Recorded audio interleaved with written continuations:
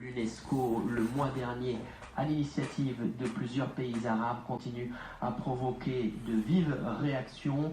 Pour rappel, elle rebaptise le mur de lamentation et les autres lieux symboliques du judaïsme de non-arabes et condamne aussi la politique de l'État hébreu à Jérusalem. Lundi, dans une tribune publiée par Le Figaro, le grand rabbin de France, Chaim Korsi, avait jugé que cette résolution n'était pas rédigée comme elle aurait dû l'être.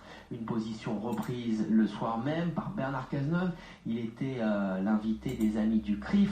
Puis Manuel Valls s'est lui-même démarqué de cette résolution. Il y a dans cette résolution de l'UNESCO des formulations malheureuses, maladroites, qui heurtent et qui auraient dû être incontestablement évitées comme ce vote, a-t-il assuré. C'était hier lors de la séance des questions à l'Assemblée nationale. Le Premier ministre a tenu à rappeler que cette résolution ne changeait rien dans la politique de la France sur le conflit israélo-palestinien.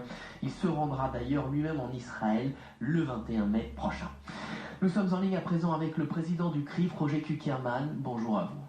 Bonjour. Roger Kuckerman, vous vous êtes aussitôt insurgé contre ce vote de la France. Vous avez d'ailleurs écrit à François Hollande une lettre en lui disant notamment que le vote de la France à l'UNESCO était une insulte aux Juifs du monde. Quel a été... Le président de la République vous a répondu, mais manifestement, vous êtes encore blessé et déçu finalement de sa non-réponse. C'est ça, Roger Kuckerman? Oui, ce qui s'est passé, c'est qu'effectivement, le lendemain du vote à l'UNESCO, j'ai écrit une lettre au président de la République demandant une rectification de ce vote et j'ai joint également le Premier ministre et le ministre des Affaires étrangères. À la présidente de la République, on m'a fait savoir qu'on allait me donner une réponse apaisante. Il s'est passé presque 3 semaines. J'ai reçu une réponse qui m'a paru incompatible avec ce qu'on souhaitait, puisqu'il expliquait qu'il y avait une incompréhension des formulations de cette résolution. Autrement dit, c'est nous qui n'avions rien compris, que les 3 grandes religions étaient basées à Jérusalem, mais c'était pas ça le problème. Le problème, c'est que la France a voté une résolution, elle est la seule des grandes puissances occidentales à l'avoir fait, une résolution qui était négationniste, qui niait tout lien entre les Juifs et Jérusalem, comme s'il n'y avait jamais eu de présence juive à Jérusalem. On allait même jusqu'à dire que les Juifs, que les Israéliens avaient fabriqué des fausses tombes juives.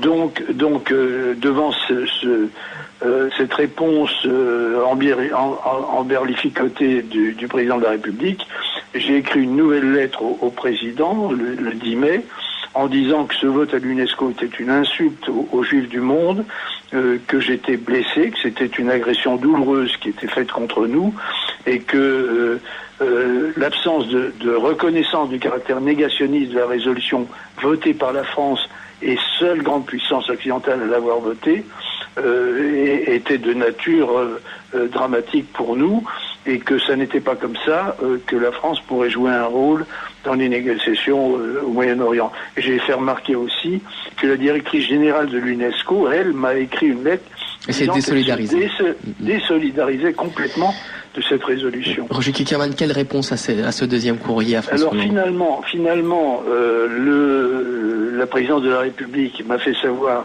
que c'était M. Valls qui allait donner la réponse à l'Assemblée nationale, et effectivement, M. Valls a dit des choses apaisantes, que ce vote que la résolution n'aurait pas dû exister, et que le vote était malheureux. Mais enfin, Roger Kuckerman, la France a validé ce vote. Le mal est fait. On sent bien, encore ce matin, dans votre voix, un bilan en demi-teinte. Vous êtes apaisé d'un côté, mais de l'autre côté, ça vous suffit pas. J'imagine que ce que vous attendez aujourd'hui, c'est une lettre de François Hollande écrite de sa propre main et non pas de ses lieutenants. C'est ce que j'ai demandé et on m'a dit qu'on n'irait pas au-delà. Évidemment, il est difficile pour un gouvernement de reconnaître qu'il y a eu une erreur. Confidentiellement, à tous les niveaux de l'État, j'ai eu des indications selon lesquelles ils regrettaient vivement tout ce qui s'était passé, mais ils veulent pas l'exprimer de manière formelle, par écrit. ce qui est regrettable parce que quand on commet une bourde de cette importance, elle doit être corrigée. Et on se demande si derrière cette bourde, c'est vraiment une erreur technique prise à un échelon subalterne, comme on a tendance à vouloir nous le faire. C'est la question que j'allais vous poser. Ou si c'est pas une stratégie, peut-être pour obtenir que certains pays qui n'avaient pas envie de venir à la conférence du 30 mai à Paris acceptent de venir néanmoins. Et qui a eu d'autant plus que l'Espagne a été l'un des rares pays européens à avoir voté cette résolution, et je crois savoir que c'est à la suite d'une pression française.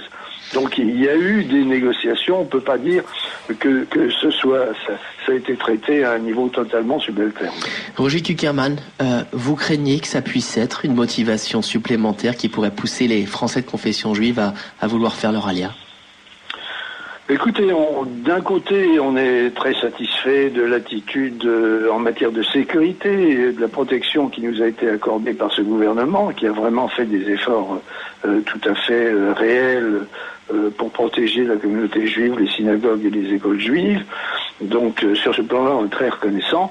Mais en matière de politique étrangère, effectivement, le Quai d'Orsay continue de sévir, avec l'approbation de la présidence de la République, puisque c'est au niveau le plus élevé de l'État que les décisions sont prises. Alors j'ose espérer que la réaction très forte de la communauté juive qui s'est exprimée de multiples manières va faire comprendre au Quai d'Orsay et aux plus hautes autorités du pays que notre sensibilité est vraiment à fleur de peau et qu'il y a des choses qu'on ne pourra pas accepter en tout état de cause. Dernière question avec vous ce matin, Roger Kuckerman. Vous attendez beaucoup de la visite de Jean-Marc Ayrault ce week-end en Israël, suivi quelques jours après de celle de Manuel Valls. Ça pourrait un peu colmater les brèches? Écoutez, je crois que le dialogue est toujours positif. Personnellement, j'accompagnerai M. Valls quand son voyage en Israël. Mais il se trouve qu'il y a une semaine, une délégation du bureau exécutif du CRIF s'est rendue en Israël. Nous avons rencontré Bibi Netanyahou et je peux vous dire que l'ambiance après le vote à l'UNESCO n'était pas à l'apaisement. Roger Kuckerman, merci pour toutes vos précisions ce matin, président du CRIF. À très bientôt, Roger Kuckerman. À bientôt, merci, au revoir.